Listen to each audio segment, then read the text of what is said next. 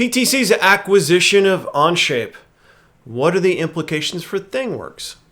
Let's talk about that now. PTC's acquisition of Onshape. What would be the implications for ThingWorx? So this is part of a 5-part series. We've talked about Creo, Windchill, Integrity. We're talking about ThingWorx in this one, and then we're going to talk about Vuforia in another one. So ThingWorx, it's already a cloud-based IoT platform. It connects to all sorts of sensors on products, collects data, and then lets you apply AI and machine learning capabilities. It supports predictive maintenance and product as a service strategies. That's what it does today. So what are the implications of the Onshape acquisition? Well, directly, there's probably not a whole lot. I mean, there might be some underlying technology approaches that might be applicable. They might bring over from one side to the other. But the implications are really have more to do with the rest of PTC's product portfolio.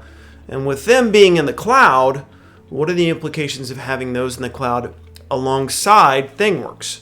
Okay, so Creo and Frustum and simulation capabilities, having those in the cloud, Windchill with all sorts of PLM information in the cloud, and Integrity, having that in the cloud with 1D system simulation and 1D simulation in general, even just for software in the cloud. Those three alone, running alongside ThingWorx, have some pretty serious implications for the digital twin. The whole idea that you capture sensor data off of a remote product into an IoT platform like ThingWorx, you then feed that over to a cloud-based application like Creo for simulation, like Integrity Modeler for 1D system simulation, and even to pull in PLM information. The whole idea, though, with the digital twin, you could even run those two in parallel, perhaps, capture virtual sensor data off of those, and then feed them back over into ThingWorx, enriching the data that you have on the remotely operating product. That's kind of one scenario. A different scenario, and not one that many people talk about, is prototyping the model for your IoT platform. Right, so you develop a model for how you're going to ingest data remotely from the product, how you're going to process that data and analyze it, and then what triggers are going to kick off warnings for maintenance that need to be done or other things about the product where you're trying to predict things that are going to happen.